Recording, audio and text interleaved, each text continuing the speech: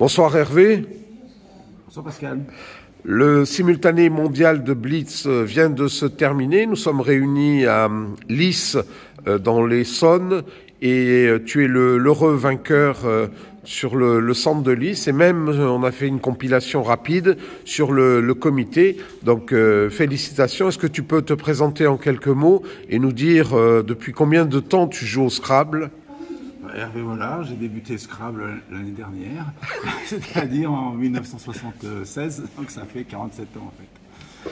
Voilà. D'accord. Et on te sait adepte de toutes les formules de jeu, que ce soit en duplicate, mais aussi en classique. Alors, on va consacrer quelques secondes au classique pour démarrer. Quels sont les attraits, selon toi, d'une telle formule de jeu ? Bon, c'est complémentaire, hein. C'est sûr que moi j'aime les deux. Hein. Je vais d'abord parler du duplicate. Hein. Le duplicate, c'est on joue contre soi-même en fait. Hein. Avant de jouer contre les autres, on joue contre soi-même pour faire le meilleur score et être le plus près du top. Et c'est une formule qui a aucun facteur chance, mais par contre, elle manque de stratégie.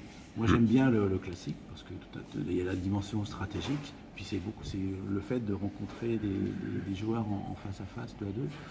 Il y a un mélange, je dirais,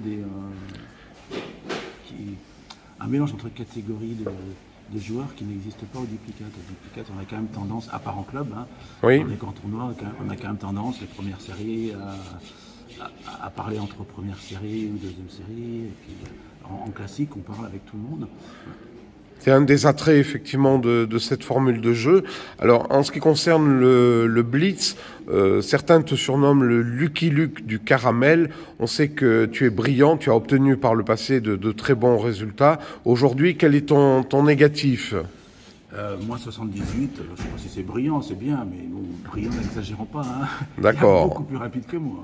En tous les cas, c'est un négatif contenu à quelques dizaines d'unités. Donc ça te permet d'espérer une belle place au niveau du classement international.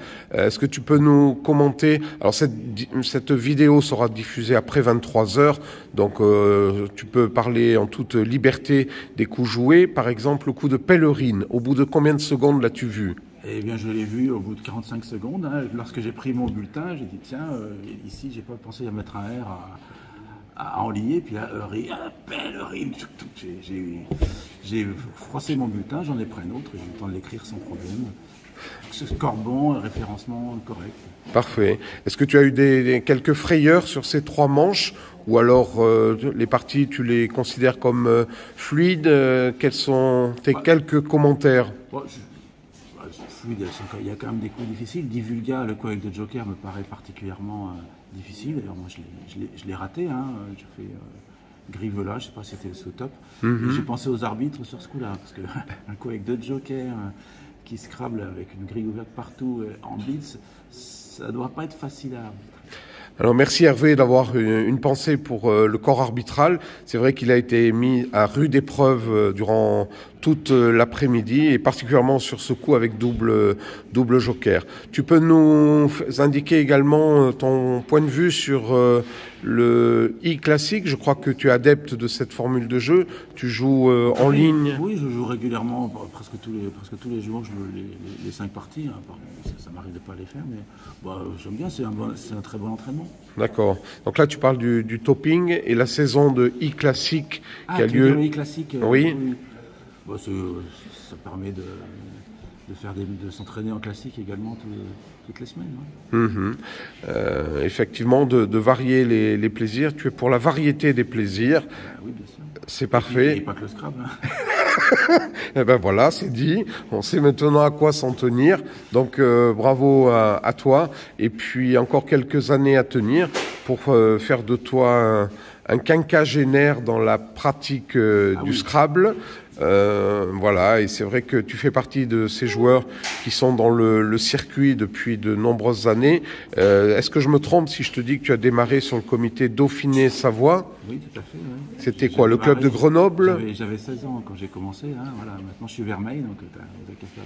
Voilà. Oui, c'était à Grenoble à l'époque. Grenoble, c'était une pépinière de champions. On avait plein de jeunes. Alors, tu peux citer quelques noms ? Il y avait moi, il y avait Thierry Delac, Roland Nino. Après, il y a eu Didier Clerc, Robert Laïc. Il y en a beaucoup qui sont oubliés aujourd'hui, mais à l'époque, on était toute une bande de grands champions. Et effectivement, tu fais partie de ces quelques joueurs, alors qui pour le coup continuent à être sur le circuit, obtiennent de bons résultats. Et effectivement, les années, force est de constater que les années n'ont pas de prise sur toi. En Vermeil, alors tu vas avoir quelques ambitions pour le championnat de France Vermeil? Franchement, je ne sais même pas si je vais y aller. D'accord. Parce que je ne suis pas encore à la retraite, donc je travaille encore. Donc je ne sais pas si j'irai toute la semaine à Vichy. Donc ce sera à Vichy, effectivement. Ça fait beaucoup, mais effectivement, c'est ma première année Vermeil. D'accord. Eh ben, écoute, et puis il y a une tradition, c'est que le championnat de France Vermeil, depuis déjà 3 ou 4 ans, est gagné chaque année par quelqu'un qui est né au Vermeil. Donc pourquoi pas en 2024 Hervé Mollard qui inscrit son nom au palmarès. C'est vrai ce que tu racontes, je pense pas que. Je pense que.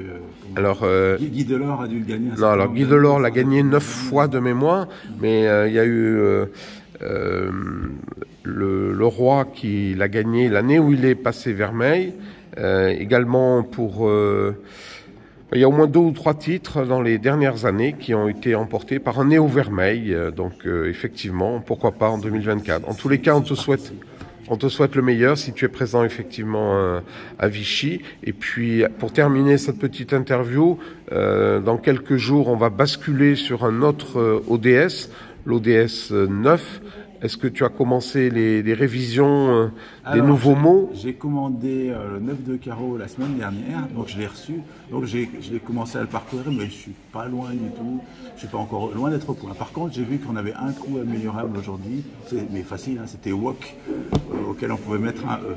Effectivement, c'est un suffixe, un nouveau suffixe au DS9, un E derrière WOC.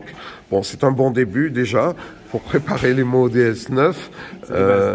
Tes prochains rendez-vous d'ici la fin de l'année, peut-être un tournoi classique à l'Haye-les-Roses. À l'Haye-les-Roses, hein, le tournoi de Noël. De Noël, le 17 décembre.